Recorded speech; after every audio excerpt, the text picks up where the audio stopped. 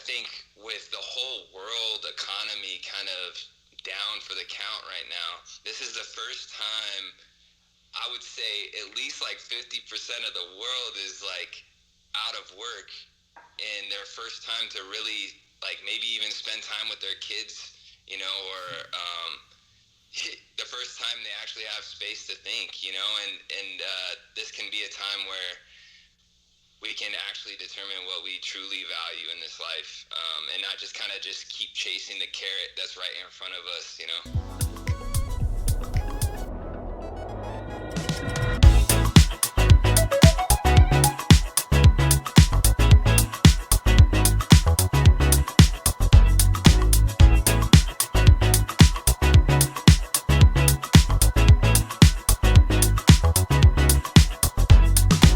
Welcome to I Am Human, the podcast. I am Gama Arche. Hey, what's up? This is Efro, Arce. Efro, we got a new guest today. Tell us who it is. What's up? Today we have Daniel Norwood AKA D SOUL. He has a Bachelor of Science in Psychology in the California State University. He's a professional dancer focused on techniques like robotics, waving, popping, and more of the hip-hop culture. In 2015, he was a popping instructor in Beijing. His dancing has taken him to travel the world and be in special performances like American Music Awards in 2015 with Taylor Swift. What's up, D SOUL? How you doing, man? Yo, what's up, guys? How y'all doing? Good, man. Good. Hanging in there, bro. Yeah. This quarantine's it's a bit strange for everybody, man. You know, you're watching these news stations and like Jimmy Kimmel and all these guys like that are used to have audiences of 1,000 and they're doing shows from their living room just like you and me. So right, there we go. It's kind of crazy. It's true, man. Like, it is some crazy times, and we can start from there, you know? Like, how do you feel with this state of being right now that we are? We're separate from each other, you know? Like, you used to traveling, going to jams. Like, what's up? How do you feel, man? Man, you know, it's interesting for me. It feels like a journey into my past a bit. There was a time in my early 20s and mid 20s that I was like really isolated from a lot of people. So like I was just so focused on training and studying, and the times I lived in Southeast Asia, like not being able to speak the language and things like that, it kind of prepared me for the isolation in a lot of ways. So this kind of feels like a blessing in disguise, you know. I've been working a 9-to-5 job for like two and a half years, and I really pushed myself to train during those times. But this time is like there's no work, there's literally nothing you have to do but stay home, and I'm like I get to like develop my own training program now. So I'm like reading all the books that I saw that I wanted to read. I'm you know, practicing all the ideas that were just in the incubator for a long time. So it's dope, man. Hell yeah, man. That reminds me about the conversation we had with our brother Oscar, you know? Like, he was talking about prison too, you know, how he looks, the years that he was in prison, he looks that amount of years, how do you say, younger, you know? He looks 10 years younger because he was in prison, very disciplined, eating a certain way, you know? It reminds me about that. It's crazy. Yeah, man, it's that's one thing, you know, the prison thing is never like the number one option or thing you're looking for, but in a way, like even the worst case scenario in that sense, like you can make a positive out of it for sure, you know. Yeah, and his reference point was this is just a day in the park, man. This is just, you know, nothing compared to what I had to deal with, you know, back then. And it's kind of the way you're looking at it, you know. A lot of people might be suffering or, you know, frustrated. For you, it's like, all right, so I get some downtime to actually prepare, you know, for you know what's best, you know, for you. So I think that's a pretty cool way to see it. Yeah, it's a time to reflect for a lot of people. A time of, you know, duress and stress for a lot of people. people financially, also health-wise, and it's a time of loss for some people. And for me, it's like, I think with the whole world economy kind of down for the count right now, this is the first time, I would say at least like 50% of the world is like out of work, and their first time to really like maybe even spend time with their kids, or the first time they actually have space to think, and this can be a time where we can actually determine what we truly value in this life, and not just kind of just keep chasing the carrot that's right in front of us, That's Yes, what's sir. up, man. That's a strong message, man. Yo, D Soul, tell us a little bit of how was your journey with traveling, and maybe if you can give some advice with money wise, because I know for us as artists, it's really hard to manage the thing we love together with and combine the money, and earn good money and travel the world, be happy, all these things that we want to do.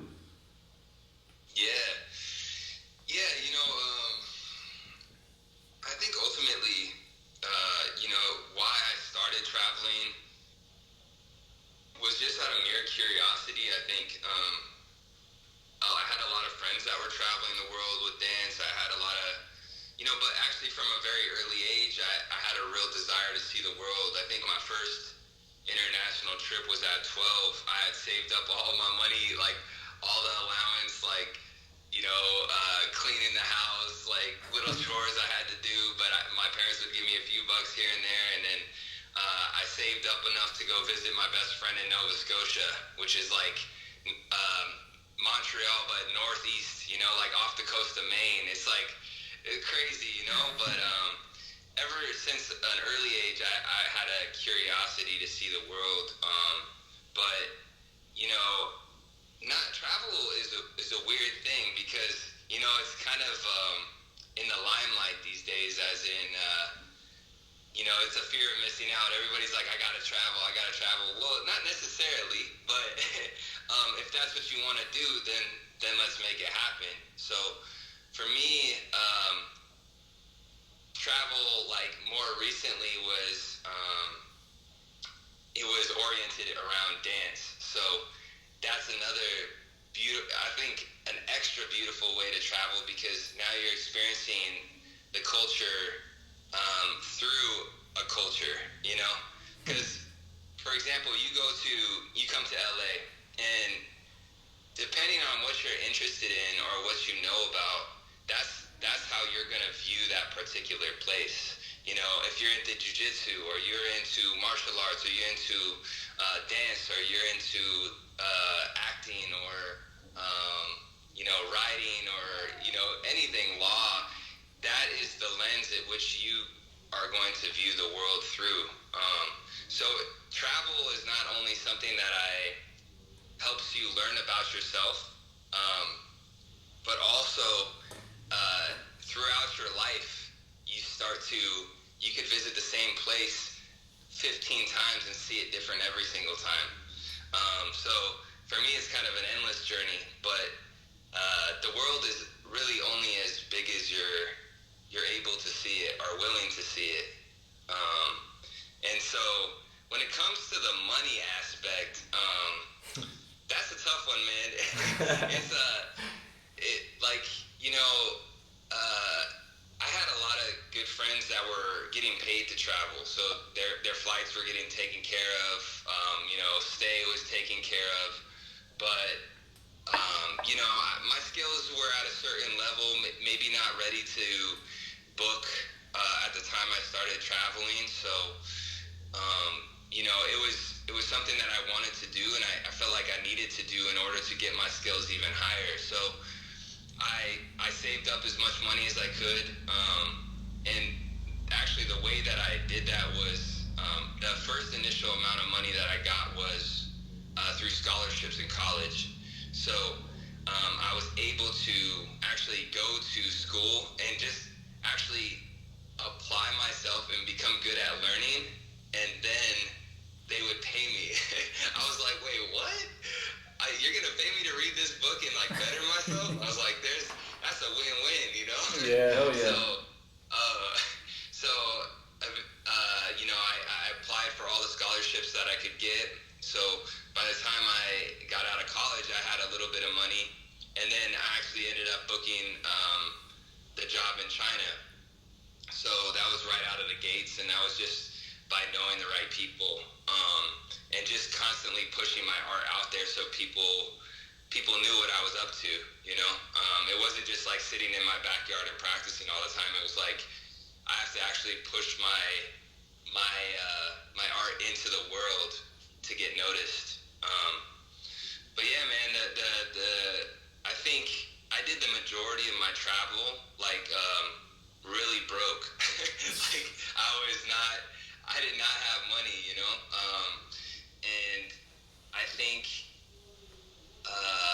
there was times in my life where I didn't have a lot of money, and that prepared me for the ability to be frugal and save money and do the things that I wanted to do to sustain the life that I was living, because I knew dance wasn't gonna pave the way as far as finances go. So I actually looked at saving money as earning money at that point in my life, because my skills, the value that I was producing wasn't a dollar sign, you know?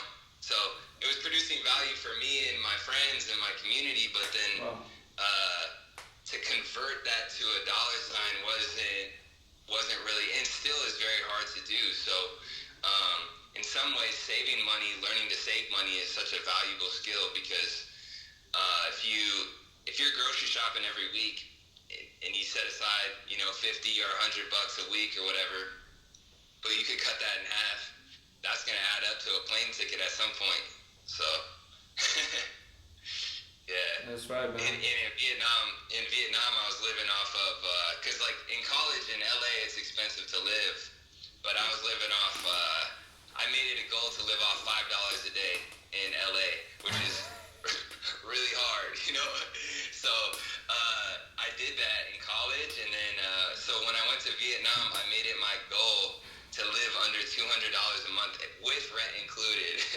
So which was like, I was able to do that. So I was like, man, I could retire. Yo, when you were going through just kind of like the reminiscing there of how you do it, how you did it and all that.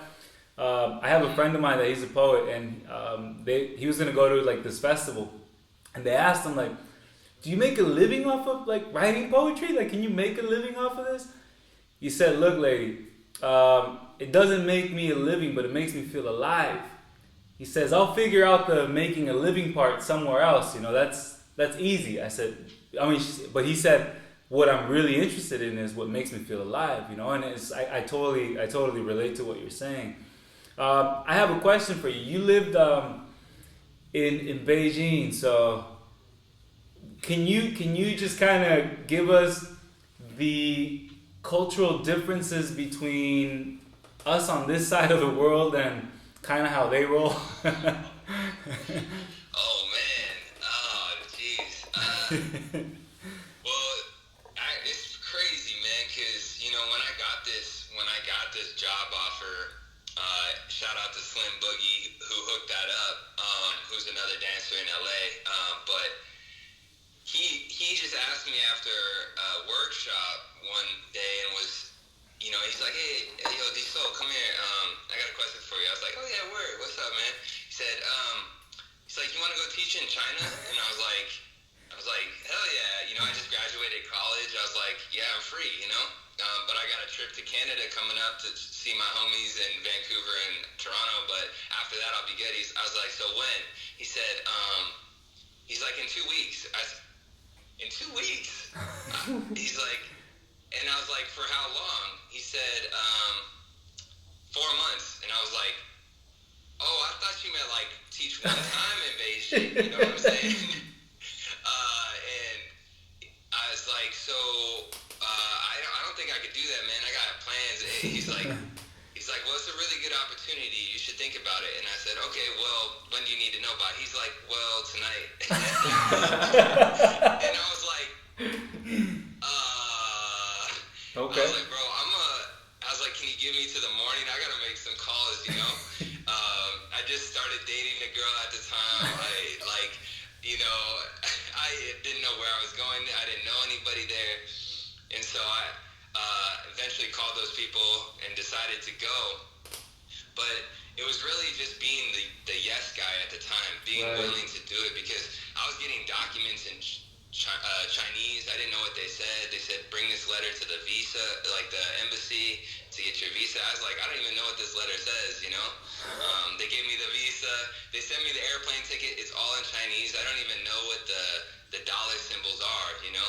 And I'm like, I show up to the airport with this email, like I'm going to get on a plane to not return for 4 months. I don't even know who's picking me up when I get there. So it was just, completely disorganized. So just as a testimony to the culture, that doesn't really fly on this side of the world. And so when I got there, they picked me up. Luckily, there was somebody with my name. I had no idea. And then I couldn't really speak with them, you know. So somebody picks me up at the airport with my name, but I can't communicate with them, like, where are we going, or what's going on. So there's all this sort of stuff that, like, the language barrier became very difficult. The next day they wake me up in the morning and they say, police office, and I said, what?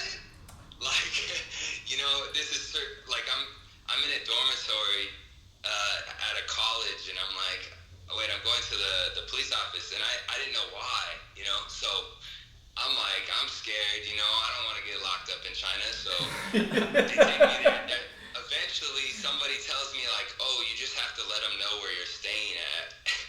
And so you have to, like, tell the police where you are. And I was like, oh, that's kind of weird, you know. So there's a lot of just miscommunication constantly while I was there. But the biggest things that I learned so much right out the gate, because first off, I had only taught maybe 1 or 2 classes up until that point. So to go into a 4-month semester long teaching, where I had to teach 3 hours a day to the same kids, basically, of a class of maybe like a total of like 80 kids, and they're all at different skill levels. So I had to develop a curriculum, like, off top, you know. And it's all getting translated, so I'm not speaking Chinese, you know, I'm speaking English, and then hopefully it gets translated by a translator. And I just realized, throughout that experience that I went in there teaching like there were Western kids, you know. And then I realized that, like, creativity is not something that is taught to them or encouraged at all in their culture. From an early age, they're like, single file line, you're in class, you better sit up straight, like, and if you don't, there might be some sort of physical consequence. There's a intense shame culture there as well, where the kids just feel, I don't know how they feel.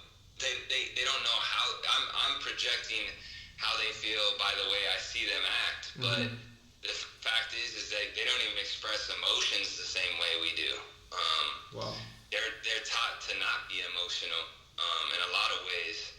So, to tell them, hey, guys, like, I see you guys got a lot of technique here, like, but I'm not feeling what you're trying to say to me. I don't know what emotion you're expressing right now.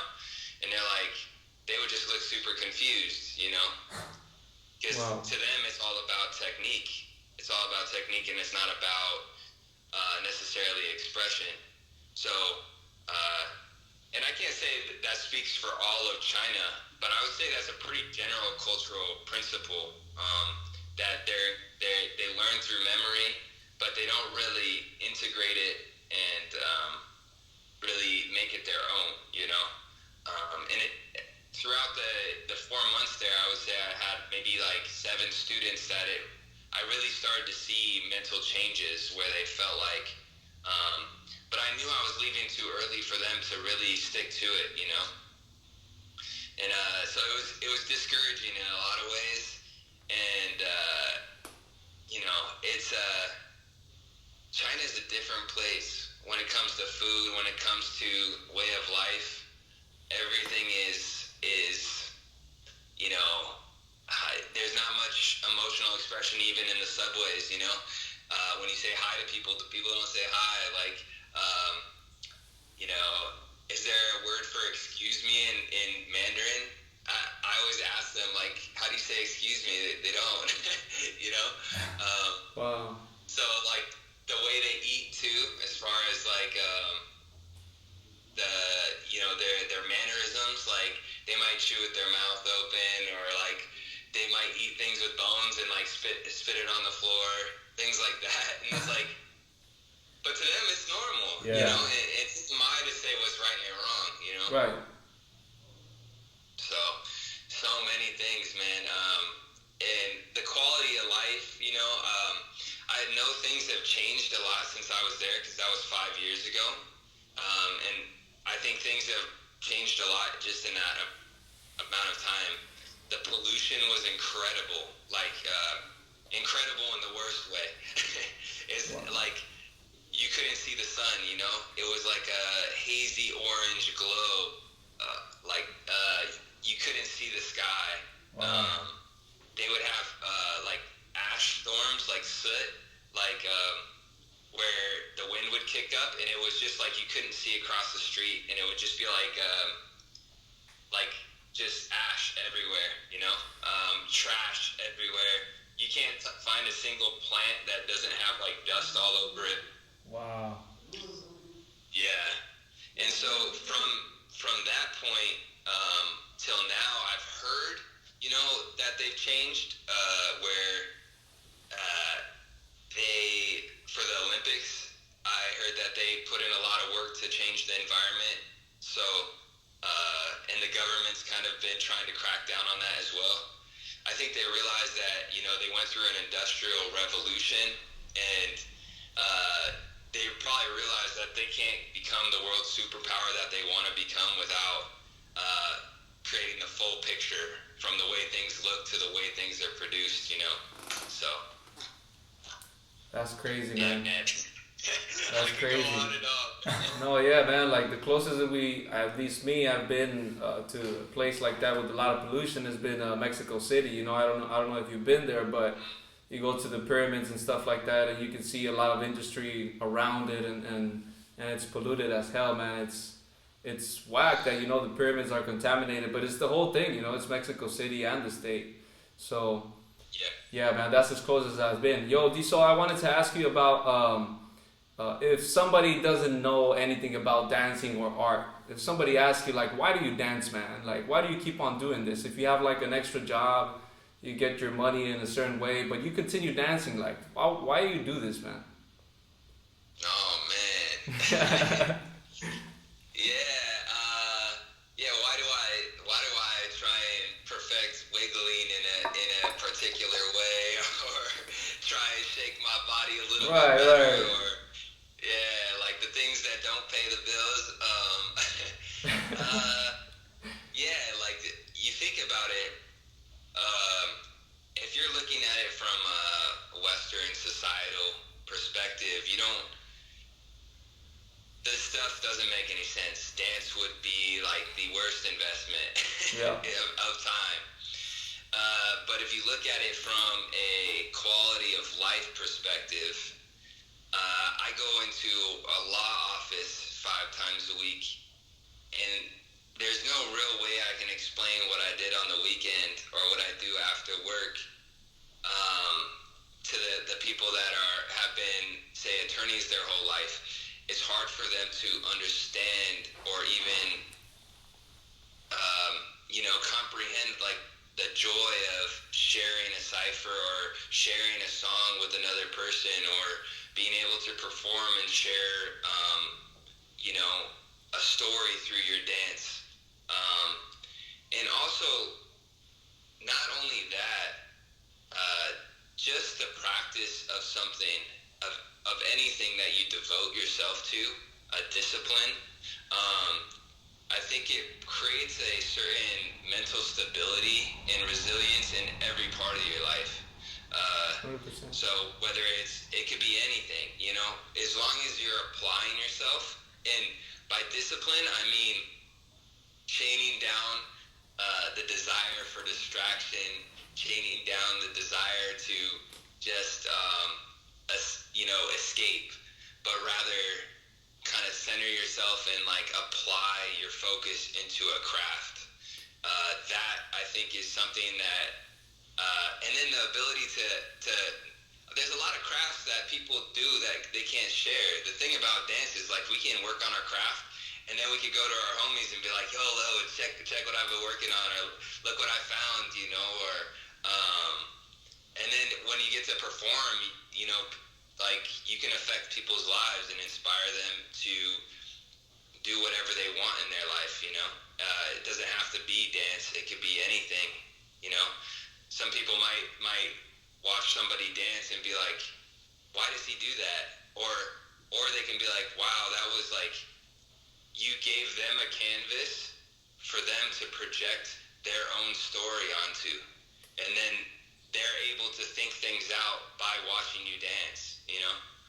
Oh, wow. So yeah, man. So for me, I've seen a lot of people,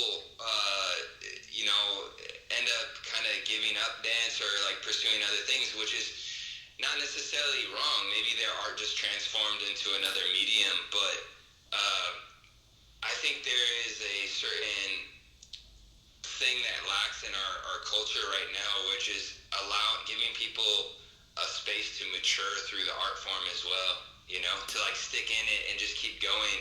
Because as you get older, you're like, am I still battling? Should I still battle? What is battling about? You know, you have to approach it as you get older from a different mindset. It's not like, yo, what's up? Like the young aggression, you know. It's like maybe I just want to share what I've been working on, stuff like that, you know. Wow. What comes to my mind also is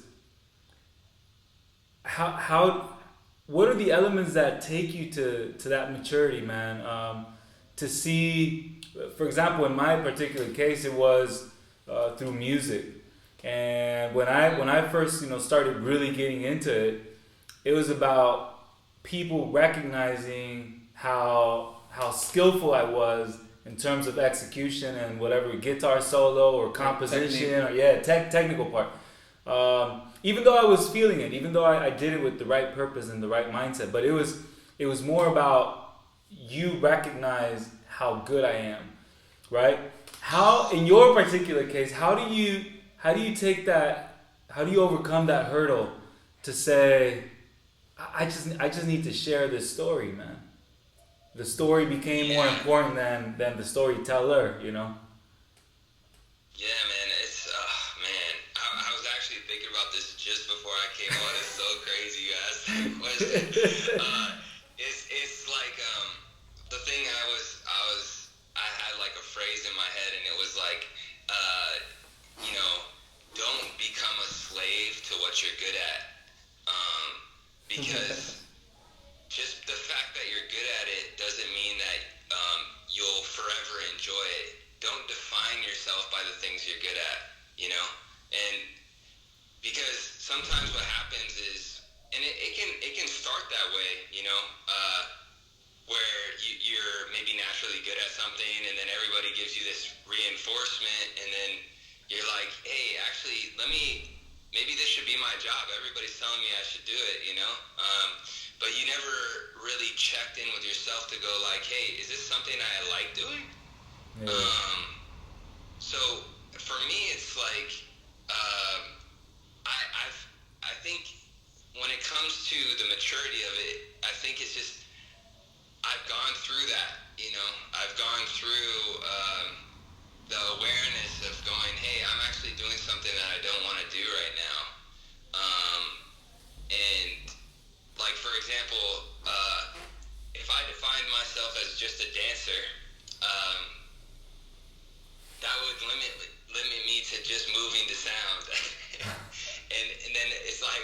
it's like,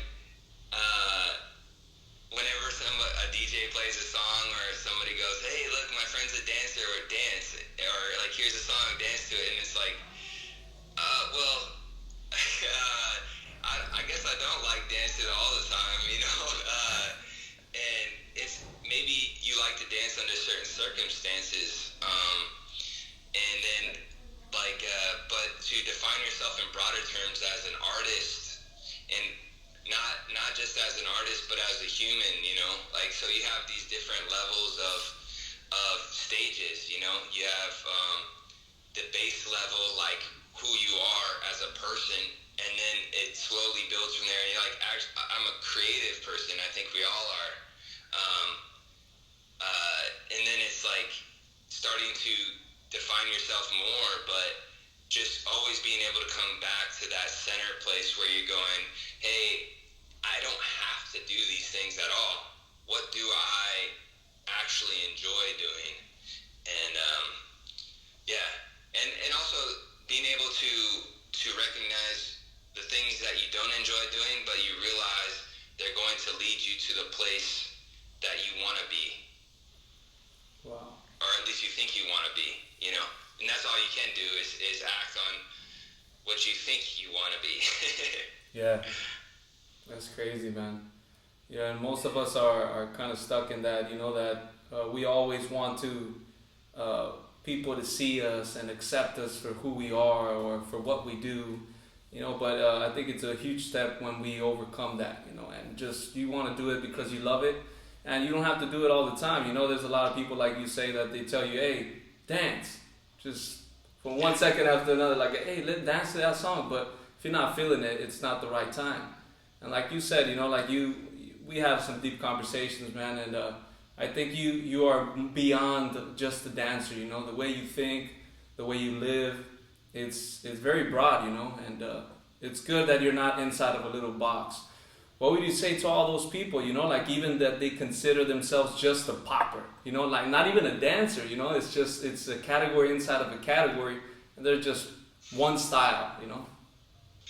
Yeah, I mean, it gets fractal, you know, it's a real fractal thing, you know, it's like, I don't know what it is, but, you know, we just want certainty, so we just keep trying to define ourselves smaller and smaller, and this is who I am, and these are my people because they're like me, and this is our tribe, you know.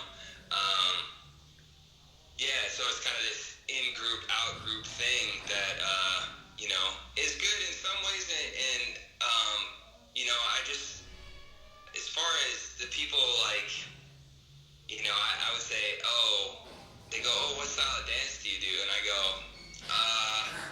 I guess popping, right? It's the closest thing. And then I go, what's that? And then, well, it's kind of like robot, but I do like waving and this tut things, and well, you know, it's words always fall short, you know.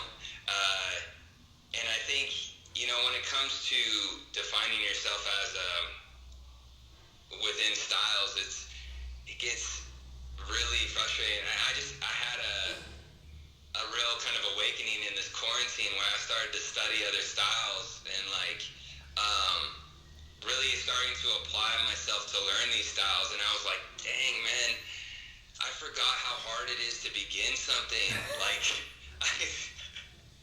I like, as you get older, I think that's the one thing that happens is you're like, you just forget how to be a beginner, and damn, man, comfort zone, huh? I wrote this thing. I wrote this thing about it, but I was like, if only we could remember the true pain of our first beginning, which was our birth, you know, and like how that can have this ripple effect. But like we stop learning how to begin the older and older we get, and like realize that it's painful in the beginning because you go, damn, I suck at this. Why am I doing this? There's no positive reinforcement for you, you know. There's no societal reinforcement because, like, if there was, you'd be getting paid, you know. And that's kind of how our world works. But So why do you keep beginning something? The philosophy I've been taking on lately is like how you do anything is how you do everything.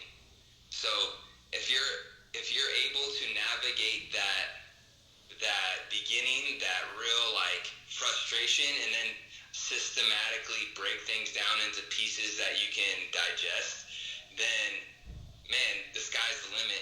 You can learn how to computer code, you can learn how to do whatever difficult task you want. And ultimately, like I think beyond anything, beyond the love for dance, I love to learn, you know? And it's the overcoming of that beginning stage that keeps me fired up, you know? No, and what you were saying, it's based on your perspective, right? When you're trying to do something that is new and you fucking feel like stuck, you can't move. In our case, a couple of days ago, we were filming a video, man. I'm gonna put myself out there, but we were filming a video, and you know this punk, he's a dancer, so movement is like his thing, right? So he was like, look, we're gonna do this. I have this idea. We were at the beach. He's like, just fucking, do some moves. And so he was trying to get me, Mariano was trying to film me do some fucking movement. Bro, when I saw that video, it was fucking horrible. Like, that's when you realize, right? Like, in your case, it's like you feel it. No, I was able to see it, man. And when you see it, it's like, oh shit, I need to get my hands on this. Like, I need to do something about this. Yeah, I think when you're the most vulnerable, right? When you're when you're the weakest, that's where you have to work on. Yeah, man, I totally feel you on that. Like, so it requires you to be honest with yourself, you know? It's like, dang, we live in this illusion of who we are a lot of the times, and like, for me, like, I realized when I was doing, like, I've been practicing house a lot, and so the reason why I did this, because for me it's always about like discovering why you want to become good at something, right? Well, I said, despite whether I'm good at it, actually if I'm bad at it, it's more of a workout. So,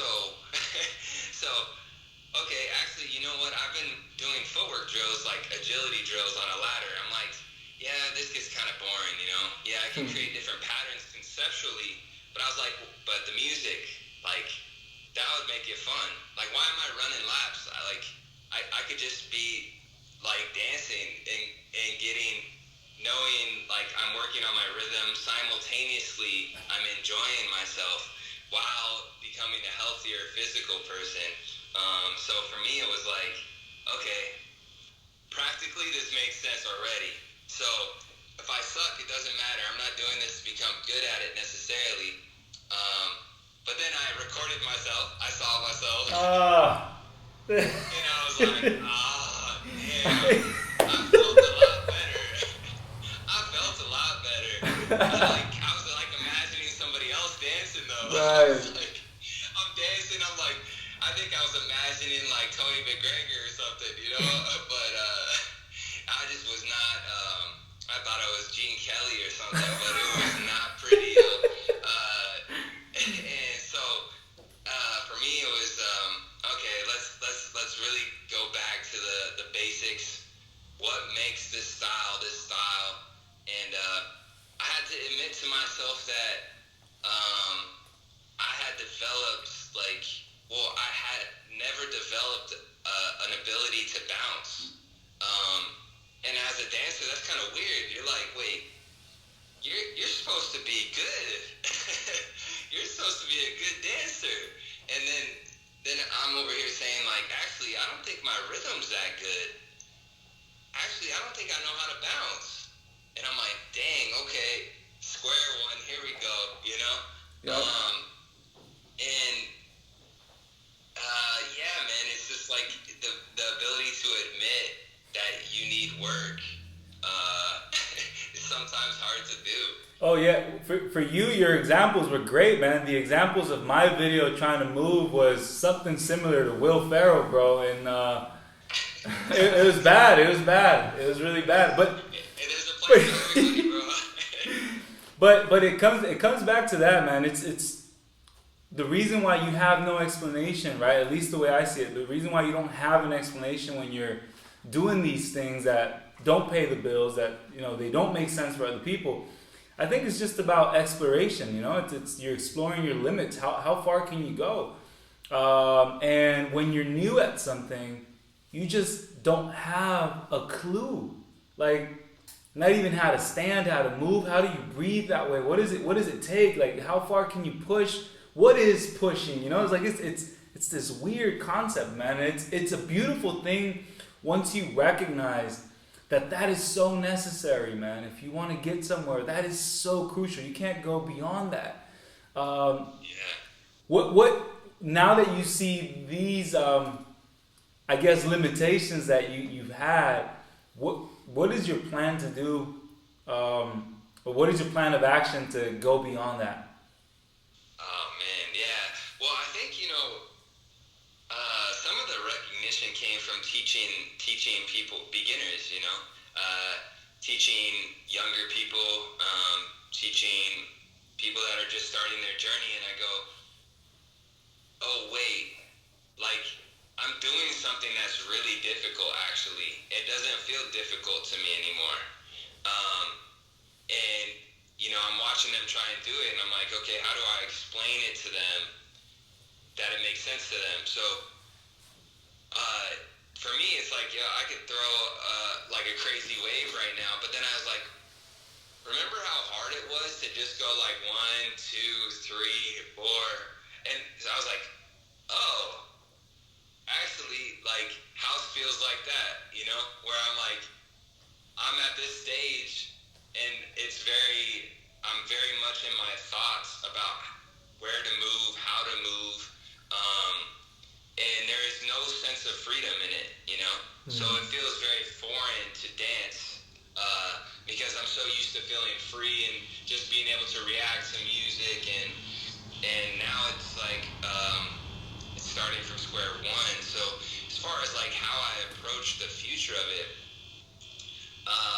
I think the reason, well, in the beginning, my initial why I never did house was I didn't like house music.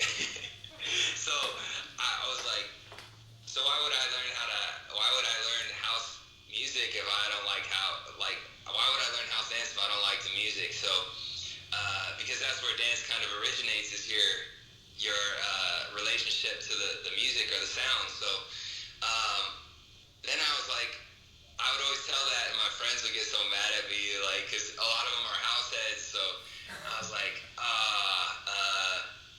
they're like, you just haven't found the right house music. And I just keep going on, keep like searching, and like, it puts me to sleep every time. I'm like, but then I found Afro house, and I was like, oh snap, okay, I like this like natural instrumentation. I like the multiple rhythms, the polyrhythms, and I was like, dang, this is fully taking all my focus, that the world disappears. And I was like, I get it now. So then I'm doing like 20-minute rounds, and I don't even recognize the time. I set a timer, so when the 20 minutes up, I'm like, yo, I was just getting warmed up. That's crazy, you know? So for me, it seems like a natural unfolding, where it's, right now I'm just setting a goal to learn a new step every day. And then constantly, like every day, I'll spend 10 minutes of just working on bouncing. And so what I've noticed is that it's slowly starting to become like a wave. It's slowly starting to link up, where before I could just do like one step, and then I'd have to pause, catch the bounce, and then do another different step. Now it's like, now I'm starting to be able to transition, and that's where the freestyle starts to link, because now you can link up all your patterns, you know? So I'm excited, man. I'm excited. It's just like, I think and then when I started popping again, I was like, oh snap, my feet are fast. My feet got fast. I was hyped, man. So one style helped the other, huh? Oh, for sure, man. It's so crazy. I've also been working on crump a lot too. Crump is something I always loved, but I always just sat on the outside, looking in, and now it's crump is more. So house is one thing. Like I start to look at the styles as, okay, if I just saw this, I didn't know anything about it. What are they saying when they move? House tells me like three things. One is I'm athletic. Two, I'm smooth and I got rhythm. And the third one is like related to the expression of like either relational, like you're dancing with somebody, or you're just spacing out. Crump to me is like I'm intentional and I'm passionate. So those things like popping is like you don't know how controlled I am right now. It's like I could stop anywhere. It's like unlimited. So I feel like all these styles are just saying different things. So for me, crump is now like, okay, how do I channel that intention and passion without losing like the aesthetic, Right.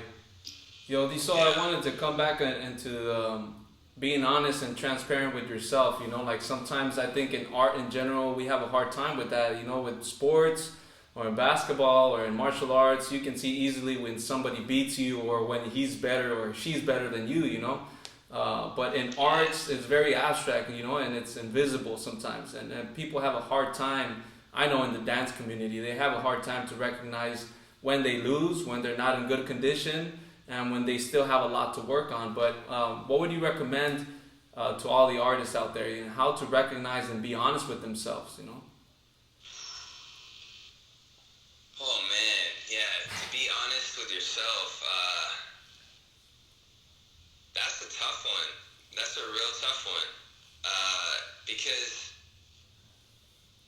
it takes a lot of introspection, it takes a lot of reflection on understanding your thought patterns. A lot of times we're stuck in like a kind of reactive state.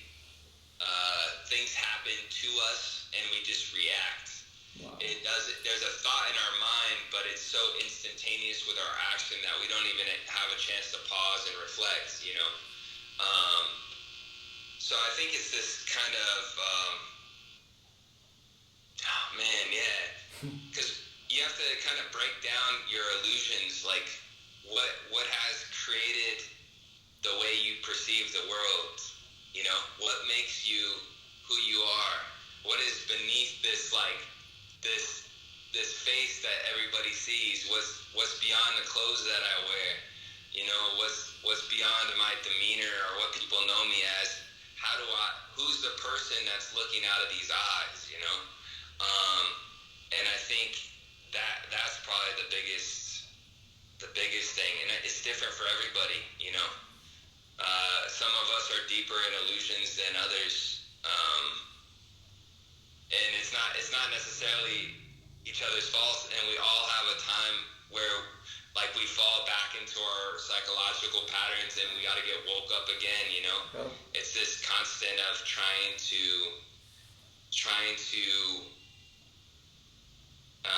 understand the person. It's like, I think there's a word that they use sometimes called meta thought, which is like the thinker thinking about the thinker. There you go. And then you could think about the thinker thinking about the thinker, So you have like these multiple layers of thought. And so you're just trying to figure out what is actually going on behind all these things that are happening in our life, and just trying to be intentional about every step, intentional. Respect. D SOUL, before we call it a night or an afternoon for us, how would you like to end today, man? If this was your platform and your shot to give some advice or to shed some light for some people out there, what would you say? How would you like to end this conversation, man? Snap. I was I gotta sum it all up. Diversify your investments. No, I'm kidding. It makes sense though. It makes sense. It's a good one. It's a good Even one. even in time and just like energy wise, it's also practical there. Yeah. Yeah. No, I think let me stick with that. Let me explain that a little bit. Okay. So diversify your investments, both financially, but also by diversify I mean separate yourself from what you're good at and be intentional about what it is and where you're going. So determine your values and align your life with what you value.